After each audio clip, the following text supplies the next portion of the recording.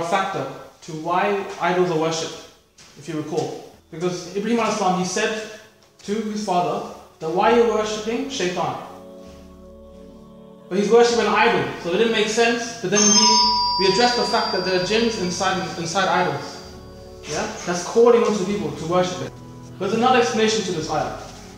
Jinns don't only cause people to worship idols, they're the reason why the idols are shaped in a certain way. If you recall, in the third lecture, we discussed the creation of idols. How did it begin? So we went over the story in the third lecture, how idol worship began. That they first wanted to remember the righteous men that passed away. And so they carved idols in the places where they once stood or preached. And so idols took the form of man initially. But over time, the idols became beastly in nature. They shared certain animalistic attributes, among which is some idols. The common traits among idols, you find some are very snake-like, serpent-like, or winged, they have wings, or the form of dogs. For instance, the Aztec deity, Quetzalcoatl, he's a giant snake. One of them has wings. You have the Mayan deity, Kukulkan, he's a giant snake. The main god in Egyptology, Horus, he's half man, half bird. Or take the demigod Anubis, he's half man, half dog. Or Hinduism, Shiva, you'll always find him with a snake around his neck or around his arm. So why is this common theme here between these three types of animals? Well, in the Hadith, reported in the Hadith, that Muhammad said, three types of jinns. There's the ones that take the form of snakes. There are those that take the form of winged creatures. And the third is the form that takes of dogs. And this hadith is classified as Sahih by Sheikh Albani. So this is perhaps an explanation to why idols are shaped the way they are. That they not only have jinns within them, they're the actual forms of, perhaps, they're the forms of the jinns that are being worshipped. Allah knows best. Surah 6 verse 100. Yet they regard jinn as God's equals, though He Himself created them. When I was narrating to you the story of the conversation between Ibrahim and his father, those who are paying attention would have realized that it's all found in one surah, Surah Maryam. The story is there, yeah, complete. It's not broken up into pieces, yeah, like other stories are in the Quran. But there was one catch. The moment when Ibrahim a.s. fell into despair and he started making dua for his father, asking Allah to forgive his father. At that moment, I recited a verse from a different surah. So the story is found in Surah Maryam, but Allah reprimanded Ibrahim a.s. not in Surah Maryam, but in another surah, Surah Tawbah. Then I continued the story from Surah Maryam. So you have like a problem here. If someone was given Surah Maryam alone, and he read Surah Maryam, and reading the story between father and son, he wouldn't know that it was wrong for Ibrahim a.s. to ask forgiveness for his father. He wouldn't have known that, unless he read Surah Tawbah as well. So why did Allah do this? Do you follow? So why did Allah do this? Well, Surah Maryam, where the story is found, it's a Meccan surah. During that time, the Sahaba were just new to the deen. Yeah, they just entered. The Iman is still, I mean, it's there obviously, but hasn't been full up, hasn't been filled up yet. The tank is not full yet. It's still in the building up stage. So the rules and regulations, they weren't ready for it yet. So it was only until years later, when they migrated to Medina, was Surah Tawbah revealed, and in that surah, that Allah revealed that what Ibrahim a.s. Did, which is make istighfar for his father, who was a disbeliever, was wrong. Do you follow? So they weren't ready. This implies something very important to us. That at times, out of our zeal and love obviously for the deen, we may approach a brother or a sister or whatnot, family member, and we see they're not really worshipping as much as they could. And we want to correct them. But we must realize and analyze that their worship could be insufficient, that they may not be praying Salah as much, and then you coming along and saying music's haram, for instance, reprimanding them, may only drive you away from the deen further. And that's what Allah has done here. So Allah didn't reveal to them this aspect of the story. Yet, years later, He revealed, okay, you know what? You cannot ask forgiveness on behalf of the disbelievers. You can't do that. Because they had disbelieving family members. If they heard that from the beginning, they may not have entered Islam, they may have left Islam. When Ibrahim, the story of Ibrahim smashing the idols, it can be perceived as something, as a destructive act. That he intended sabotage. That he did it out of as an outburst of hate and anger. But that's not the case. If you read Surah 21 verse 57. And by Allah, I plot a plan to destroy your idols after you have gone away and turned your backs. He's stating his plan before he did it. Meaning it was planned out. It was strategized. It wasn't like a sudden outburst. But not only that, it wasn't in itself a destructive act, in the sense that his goal wasn't to sabotage. Because someone had the intent to sabotage and destroy an area or a place, after he's done it, he'd run away. He didn't run away. He stayed in the village. So when they called upon the witnesses and said, who did this? Ibrahim was there. And then they asked him, did you do it? And what was his response? Did he just deny it and say, no, I did not do it, I did not do it? No. He said, no, the big one did it. Meaning that he wanted them to think. The reason why he went through all this process of breaking the idols was because he specifically wanted to challenge their minds. Otherwise he would have just said no and denied it. So this was a means of dawah. It wasn't just an act of hate. It could be perceived as such, but that wasn't the case. And on top of that, it was a last resort. He already exhausted all means. He already tried giving dawah to his father, who's responsible for the idols to begin with. He's the one fashioning them, making them, crafting them. But he approached the society at large, gave dawah to them, and it wasn't fruitful. There was no results. And so he had to resort to something that maybe would wake them up. Yeah, and this applies to Muslims in general, that our acts should always be of a constructive nature, not a destructive one. At times, our emotions may compromise our judgment. We get angry, we get heated up, yeah, we get upset, someone did something, and that's fine. And it's good, like we spoke about last week, that you should be upset. It's from Iman to be upset when you see something wrong. But when it manifests into action, it should be in a constructive nature. Let your tears and your anger move you to constructive action. And this is quite apparent when you study the seerah of the Prophet, the life of the Prophet Muhammad ﷺ. Even in regards to warfare, it's very apparent that he would last resort. He would try to appease the situation before he would resort to battle. Okay, we're going to continue directly from last week, inshaAllah. Surah 37, verse 97. They said, construct for him a furnace and throw him into the burning fire. The disbelievers, and we mentioned this in regarding the story of Saleh, that the disbelievers, when they fail in regards to dialogue, they resort to violence. They failed in regards to dialogue in this case. He gave dawah, they couldn't rebuke him, there's nothing else he can do now, so they're resorting to killing him. This is an admittance of failure that they're constructing this fire. That's the first point.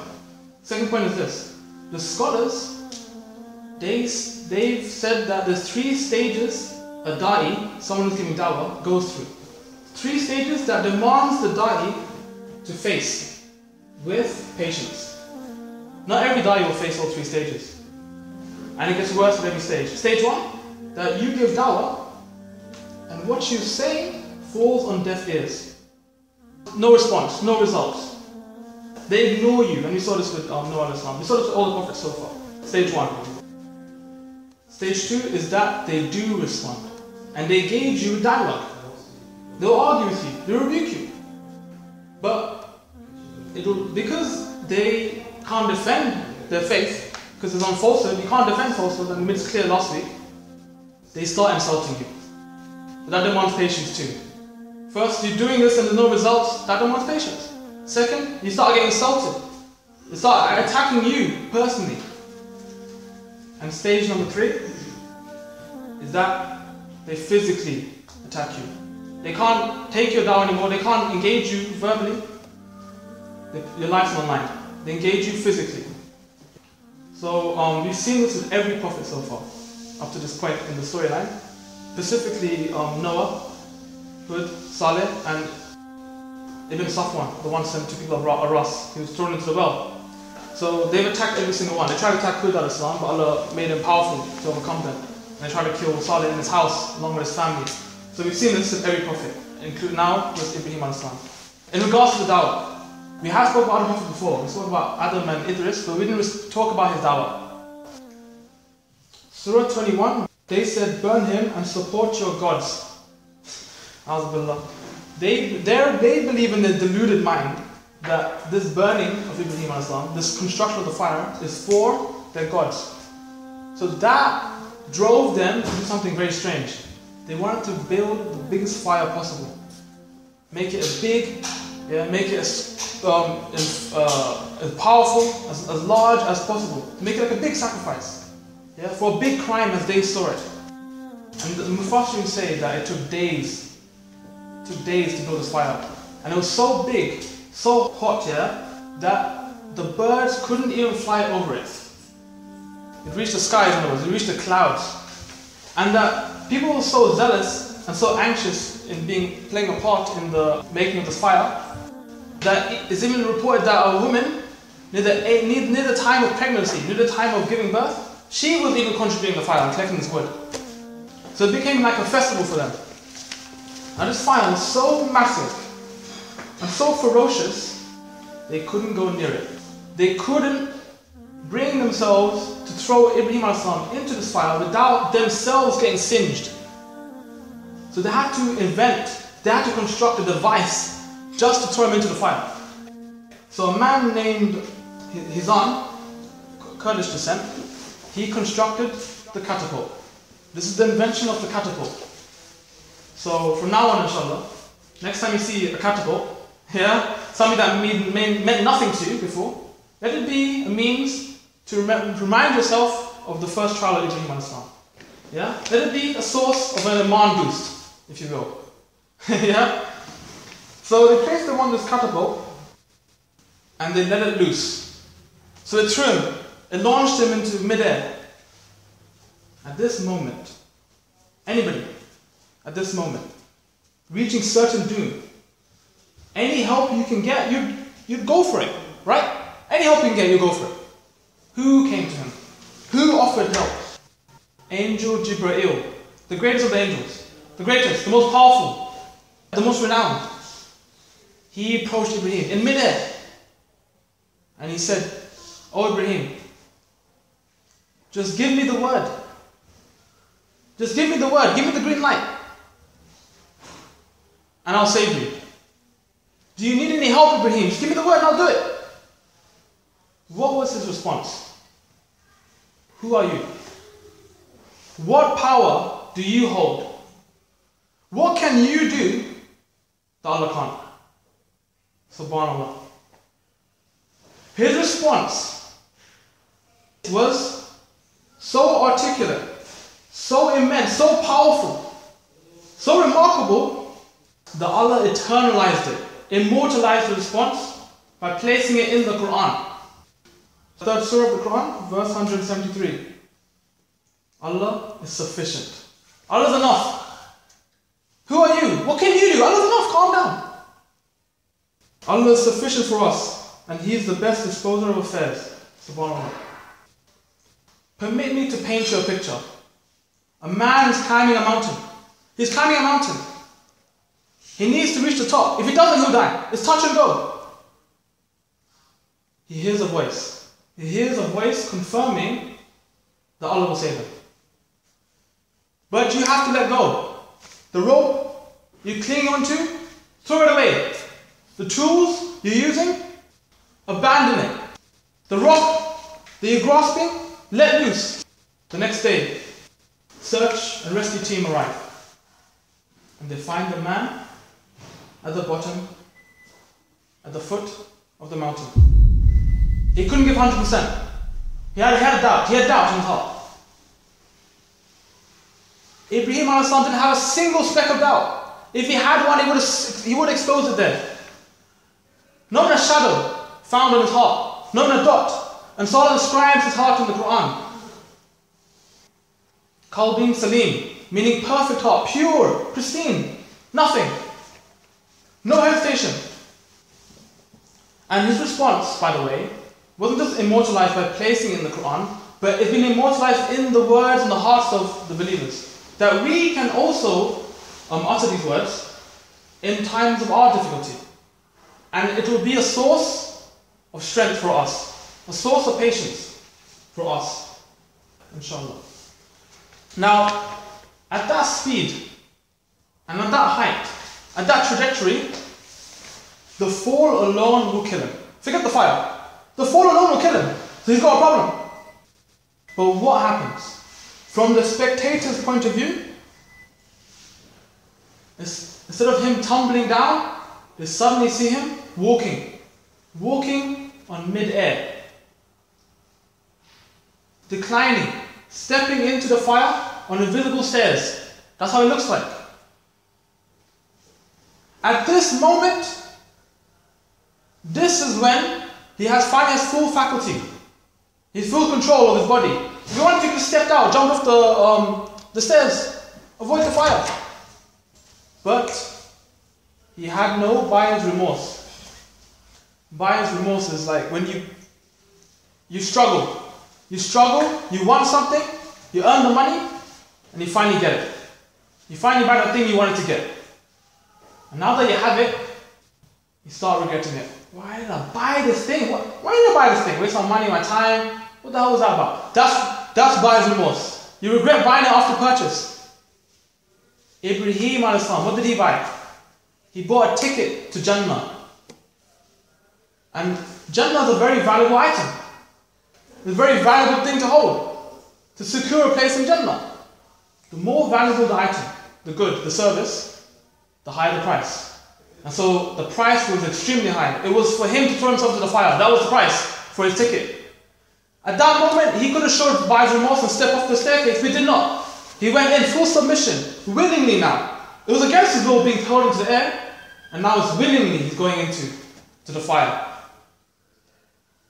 Ibrahim a.s. may have not been scared, but there were people that were scared. Who, precisely? The creation of Allah. The creation of Allah was overwhelmed with fear and anxiety and concern. But why? You see, for the mu'mins, not the Muslims, for the strong believers, for the strong Muslims, they are loved. They are loved by the creation of Allah. Because the creation of Allah itself is a Muslim. And we discussed this several times in the series. Everything that Allah has created is a Muslim except two. The disbelieving humans and the disbelieving jinns. Whereas everything else is in complete submission to Allah. And so they love their fellow brother, specifically when they're on the deen, when they're righteous. When a man is walking to the masjid, a righteous man, what does the ground say? What does the ground say when he's walking to the masjid? He's saying, Ya Allah, cause this man to walk upon me again. I want to be a service to this man. Likewise, when he was falling into the fire, when he entered the fire, the animals, all the different types, from the woods, from the trees, from the bushes, from the ponds, they jumped, they ran, they galloped towards the fire, and they did what they could to put it out. To the extent that there's a description regarding a frog. A frog jumped out the pond, and if you know about frogs a little bit, you know that they can't last outside the water for too long. They'll dry and it's hazardous for them. Medically, it's dangerous for them. He's going right near this fire that everyone else is shook of, and he's doing what he can. The little water that he can capture between his cheeks, he spits it out, and he goes back into the pond and repeat this. They're all playing a part in extinguishing this fire. And not just the animals, the angels that control the rain. They were saying, Oh Allah, just send the word. When is the command for rain going to come, Ya Allah? We're ready. Just send the word and that's it, rain's going to fall. Before you go crazy on me and start sticking your head in the line or something, and say, oh yeah, Anik said, you love me man, I'll be cool. Calm down, Allah created specifically some creations of Allah to be a test for us. In this case, And this is reported in several hadiths. Found several places, but one place is in Sahih Bukhari, that the house lizard, all the creations of Allah were trying to put out the fire, all these animals, but one wasn't. This lizard. Sometimes it's translated as gecko. You read the hadith, yeah? Other places says house lizard. I don't know what exactly, specifically the species. Yeah? There's a form of a lizard.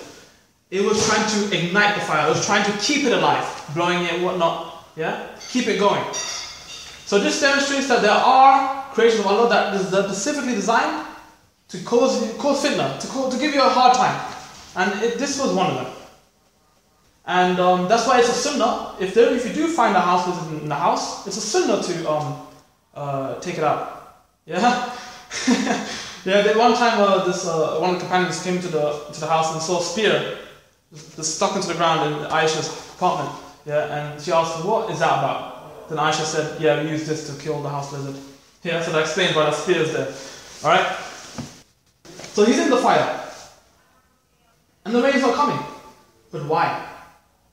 Because the Mufassirin say Allah's response was faster. They're waiting for a command to send the rain. Mufassirin is saying, scholars of Tafsir, scholars of Quran, that Allah's response was faster. What does this mean? It means that putting out the fire with water, with rain specifically, is too long. You'll die. How long does it take to put out a fire on, it's a house on fire, you get a hose, it takes ages. Specifically, this fire is massive and ferocious. So Allah went directly to the source. Allah commanded the fire itself. That was the source of the problem. Surah 21 verse 69. We said, O fire, be coolness and peace for Ibrahim. Subhanallah. Allah is the one who created the fire. And the fire is a Muslim among other creations, just as we discussed several times. Ibn Abbas said that if Allah didn't say be cool and peace, the fire would have frozen in place. Subhanallah. Allah is the one who gave the fire the attribute to burn. So Allah can give it the attribute to freeze. But not only that, the fact that the fire was given the command to be a source of peace, to be peaceful to Ibrahim a.s. The fire wanted to obey the command as best as it could. And so it burned. It did burn, but it only burned through his ropes that was detaining him. But it didn't harm him. Complete control. One of Allah's names, Al-Wasi, meaning the all-encompassing. He has complete control of his creation, to his atomic level, to his subatomic level. A man is afflicted with a disease. A disease enters, penetrates the bloodstream. And how does the body respond? A battalion of white blood cells arrive. And they attack. They attack and charge the disease. But who sends the command? It was Allah. A microscopic battle takes place, and Allah's control over everything. Later, Ibrahim a.s. said that the moment in my life when I was at most at peace was in the fire. Subhanallah. This tells us something. That the source of peace is not how deep your pockets are. You can be in a honeymoon suite, on a memory foam mattress, lying beside your newlywed, but the entire night you're tossing and turning. Sleep does not reach your eyes. While at the same time, and I've seen this, at the same time an orphan child, half naked, on the streets of Bangladesh, in the midst of the filth, the noise, the traffic, the lights, and sleeping peacefully. Subhanallah. Peace comes from Allah. As-salam. Allah is the source of all peace. Yes, money is a means of peace. Yes, no question. But peace comes from Allah. Money can buy you a bed, but not sleep. Money can buy you a house, but not home. Money can buy you books, not knowledge. Money can buy you blood, but not life. It comes from Allah. So, he walks out scot-free. The rest of the world, they're devastated. Try to kill this guy, devastated. They fail. What more can you do? You can't kill the guy. So Allah says, Surah 21, verse 70, and they wanted to harm him, but we made them the worst of losers. SubhanAllah. So, the main lesson here, regarding the story of the fire, is that put your trust in Allah. Put your trust in Allah, and Allah will help you. That's the main lesson here.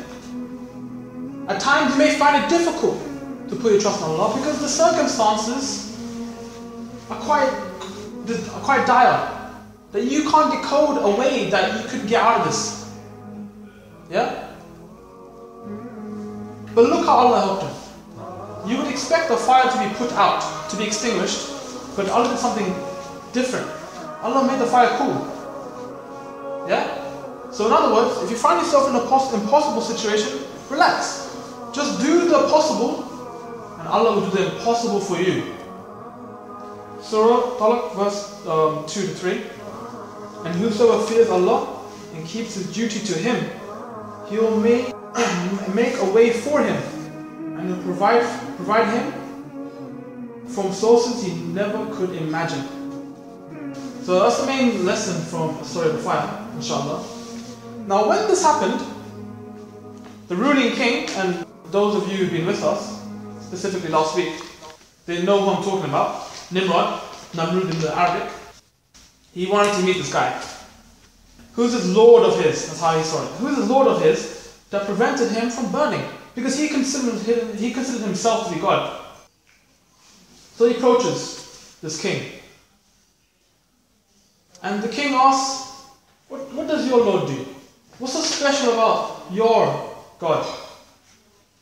And Ibrahim a.s. responds, my God. He gives life and causes death.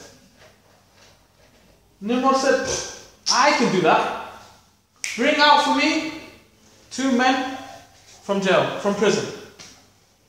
Execute this one, let the other go free. I've caused life, given life to one, and I caused death, killed one. Obviously, Ibrahim a.s. didn't mean the shallow, foolish perception of life and death. He was talking about the miracle of life that happens every second of the day. That every moment of our life, as I'm speaking, Allah is giving life to insects, to plants, to animals, to human beings, to jinns, and creatures that we've not even heard of, that we haven't discovered yet. Is Nimrod responsible for that? No.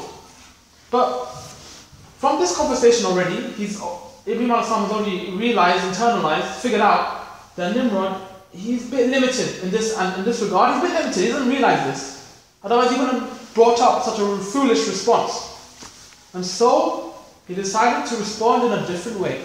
This was wisdom. It's the art of conversation. If he stuck to it and started arguing on this grounds, he himself would have sounded like a fool.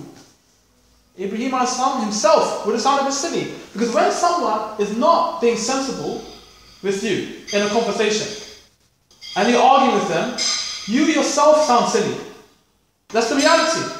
And people who are watching won't be able to tell the difference. Who's speaking the truth and who's not. And also, when someone holds a specific point of view, the chances are there are many others out there that hold the same point of view. Surah 2, verse 258. Have you not looked at him who disputed with Ibrahim about his Lord, because Allah has given him the kingdom? We discussed this ayah last week, what that actually means. When Ibrahim said, my Lord, gives life and causes death. He said, I give life and cause death. So that was a silly response. Before I continue, you may have realized this is the first time we spoke about prison. At this point, because we started from the beginning of the series, we've started from the creation of mankind. So over time, we keep seeing new things arising that never existed before. Prisons didn't exist before. Nimrod is credited for inventing prison. Yes, before, people were detained, perfectly allowed in Islam. But there was no such thing as a prison. To specifically have a building constructed to house criminals. Didn't exist. Yeah? And it's a very evil thing to do that. Think about it. If you have a thief, yeah? If you have a thief, instead of reprimanding him, you throw him in a place where he has to live among murderers and rapists. Can you imagine the psychological scar that he will suffer? So there are a lot of downsides to prison. But before I go any further, I'm not passing a fatwa here. It's permissible to have prison. It's permissible. Because in Islam, everything's permissible unless stated otherwise. That's the ruling. Yeah? Unless specifically said otherwise, it's permissible. Yeah? But the reason I mention this is that prison is different from imprisonment. Yeah? During Imam Salih's time, they didn't use a prison. Okay? But they had to imprison people. They had to imprison people now and then. Because for the greater good, someone could be a threat to the society at large, you have to restrict certain freedoms for that guy.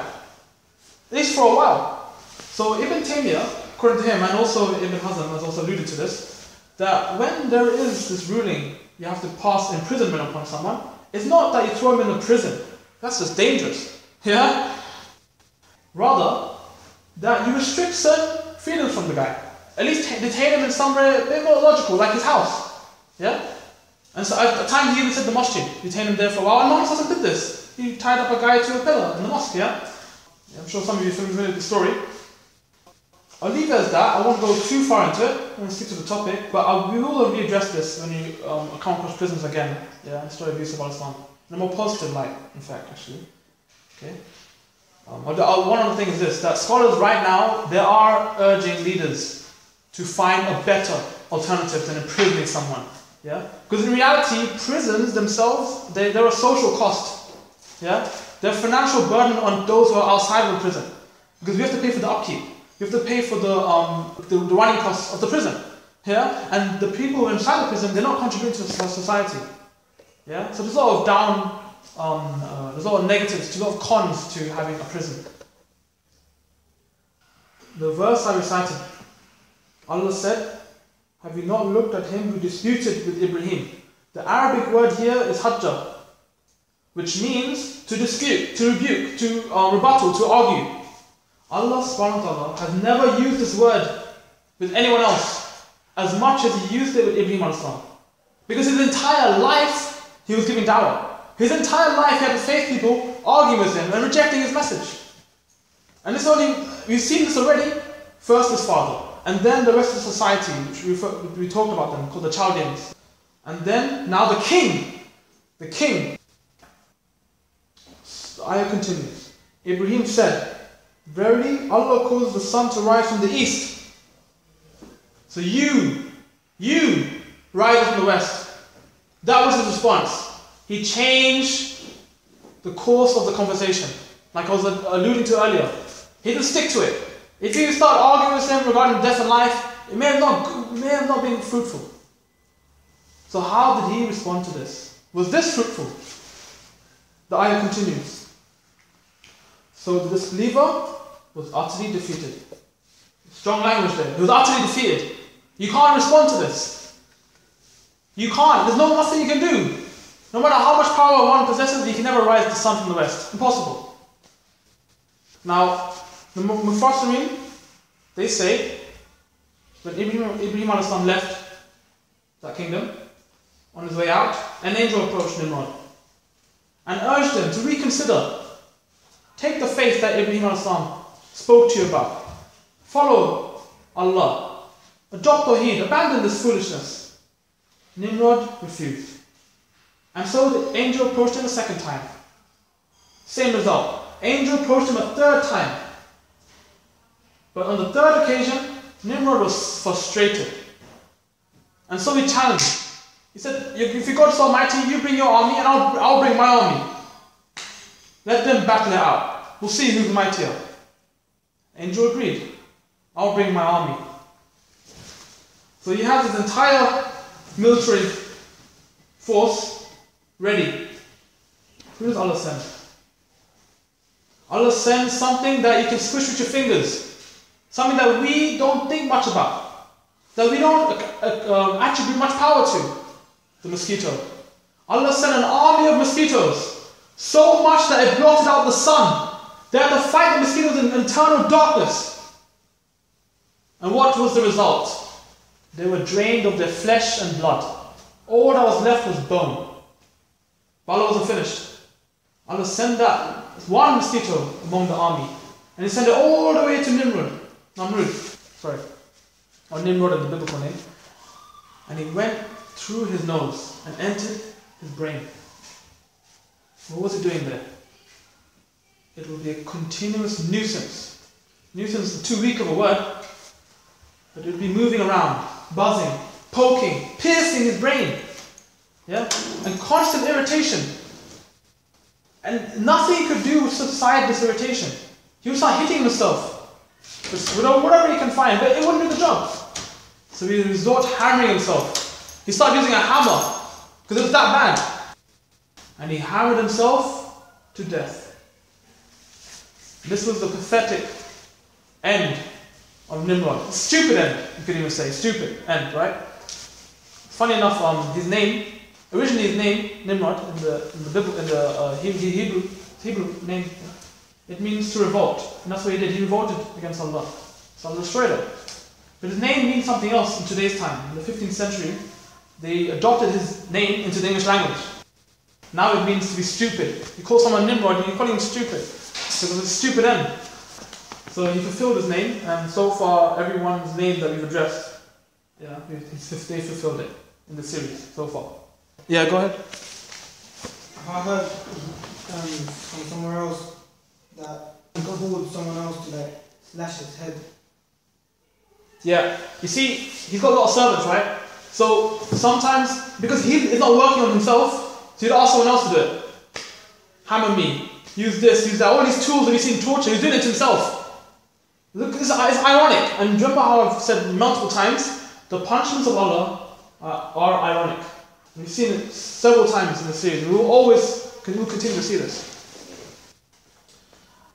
Stories in tafsir. Specifically, it's found in Ibn Kathir if you want to actually read it up yourself. Yeah, because that's translated in English, so that's easy to find.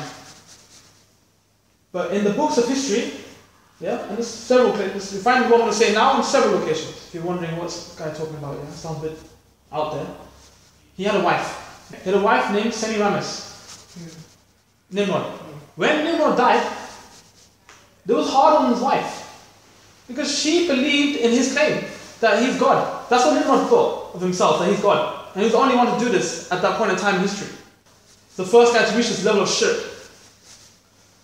So she deluded herself in believing that their son, Tammuz, is the reincarnation of Nimrod. And this is the beginning of the Trinity. She founded the Trinity. It wasn't intentional. Every faith since then has adopted the Trinity. Every faith. Except Islam, obviously. Yeah? For instance, in Hinduism you have Brahma, Shiva, and Vishnu. They're a trinity. They're the main three gods that they always adhere to, among the rest. And it's not exclusive to them. Take the Norse gods. You got Thor, Frigga, and Odin. Odin is the father of Thor. Father and son once again. And Odin's got a wife, Frigga. You may be familiar with these three actually if you watch the movie Thor. They're all three in there. They consider themselves as gods. That's why the movie even occurred. That's why they came and they started attacking the humans. Yeah? Okay? There's loads. You got Zeus, Sidon, and Adonis.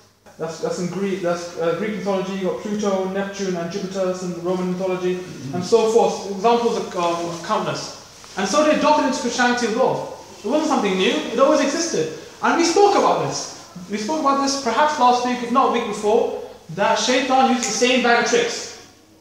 He used the same tricks. Because it works. So why stop it?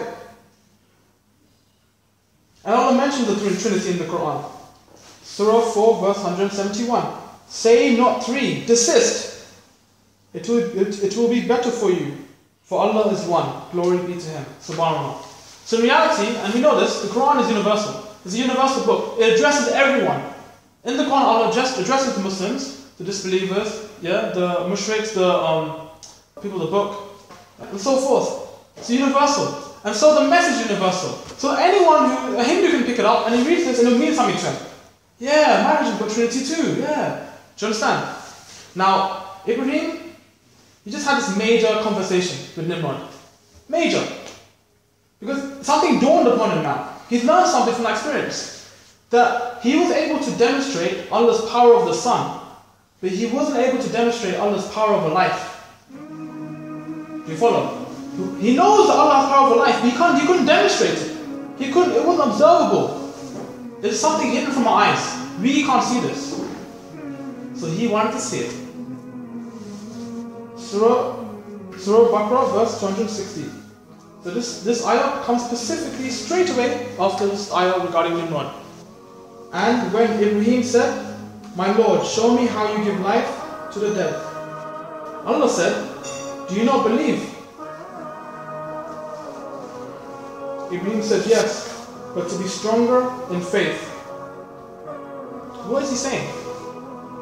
He's saying that if you show me, my iman will grow. It's simple. You see, hearing is different from seeing.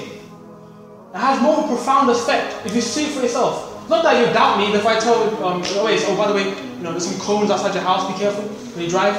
Yeah, he's gonna be like, oh, I'm just a liar. Yeah, I mean, unless you took me the liar, but if you took me as someone that's truthful, he would accept that and he would act upon what I said, even though he hasn't seen what I've said. Yeah, but when he actually goes out there and sees the cones, it becomes more of a reality to him. This is the nature of a human being. This is our limitation. And so, Ibrahim a.s. by seeing the act itself, he can grow in iman. Allah said, "Take 4 birds," same ayah, "take 4 birds, then cause them to incline toward you. Slaughter them, cut them into pieces, then put a portion of them on every hill, and call them. They will come to you in haste." Subhanallah. And know that Allah is Almighty, All-Wise. What has Allah done here? It's quite a peculiar way of showing life and death. You wouldn't expect that. Probably expect like a human, take a human and do it once, This is a very strange way of doing it. Yeah, it's a very unorthodox response, right? What Allah has done, Allah has enhanced His experience of the miracle. You see, like we as humans, sometimes we like to make things feel more real. For example, we watch a movie. Some people, I'm not saying I do this, but some people, yeah, they would like to watch it in HD resolution, right? Okay, 1080p, widescreen, put the 5.1 surround sound on, 3D glasses on, yeah. Now you can see if you go to Cineworld in Wembley, the open one, they got vibrating chairs now, yeah. So it vibrates and corresponds to the scene in the movie. Enhance the experience. It becomes more real to you, right? Allah's done the same thing with Ibrahim. Allah's saying that take 4 birds, but not only 4 random birds. Yeah, Allah doesn't just resurrect stranger birds to him. He took birds that he has to take care of himself as pets. Give them names so that when you call them, they even know who you are. So he's enhanced the experience. You follow, yeah? Because Allah's saying in the Quran, incline, Allah uses the word, incline them towards you, which means form a bond between you and birds. Make them your pets. Make them obedient. Make them to love you, incline towards you. But it doesn't end there. Yeah? That's just the HD resolution part. What about the 3D glasses, for instance? So he said, you yourself, you kill them. Okay? So that you know that no one's playing tricks on you. It's not magic here, this is real. You kill them. Not just kill them, you mix them up. All 4 of the birds, you mix it up. Mesh, mince it. The feathers, the meat, the veins, all together into one bowl. And then on top of that, divide it into 4 pieces. And put it on top of a mountain, far away on a mountain. Yeah? So this is even harder to pull off. For Allah, everything's easy, obviously. No such thing is hard and easy to Allah. But it's more impressive for the human being to see this. And in the books of Tafsir, it says he keeps the heads. So the heads are in his hands. And what happens? Allah gives the command, the birds, they reconstruct themselves in front of his eyes. 4 different birds. They go back to their owner, all the body parts. Yeah? And they come running. Allah says haste, which means their full functionality of what they can do, which is fly. As soon after they got reconstructed, they're flying back to him, and the heads pop back into their bodies from his hands. And enhanced experience. Beats any crap technology we have today, yeah? And how does Allah end this ayah? And this is common. Allah mentions His names at the end of certain ayahs. We need to know why. Allah says, and know that Allah is Almighty and All-Wise. Why did Allah say this? How is this relevant to the topic? Almighty, meaning Al-Aziz, means that Allah is supreme and perfect in His might. Meaning that whatever Allah does is perfect. For example, in this case, Allah performed a surgery. Performed a surgery on these birds, right? But not any surgery. Every surgery has drawbacks. Yeah? There's a recovery time. Someone who just went under surgery, he needs time now to recuperate. He can't use his legs and arms yet. He needs to sleep for a while. The moment Allah did it, the birds were flying back to Him. Haste, Allah says. Subhanallah. So Allah is Almighty. But Allah says something else. Al-Hakim, the wise. How is that relevant? Well, you see, reading this, you may feel a bit left out. Oh, I want to see that. Why not show this to us too? I want to grow in Iman. Allah's saying, relax. Okay? Allah knows best who to show His signs. And hopefully by now you can just kind of realize why. Because we talked about in previous lectures that a sign is an end to certain nations. When a sign is given to a certain nation, it was the reason why they were destroyed, because they rejected the sign. So how would you behave if a sign came to you? You'll be more accountable now. Your Iman is expected to grow after you see a sign, and if it doesn't, you're finished. So Allah only shows us things that we can handle. Allah only wants the best outcome for you. So Allah calls Himself Al-Hakim in this verse.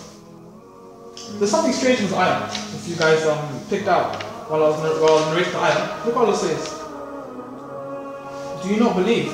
SubhanAllah. Allah asked Ibrahim, do you not believe? This is Ibrahim we're talking about. Yeah? What did he just do? He went into the fire willingly. Yeah? We know that out of all people on the earth, he's the most believing person. There's no question.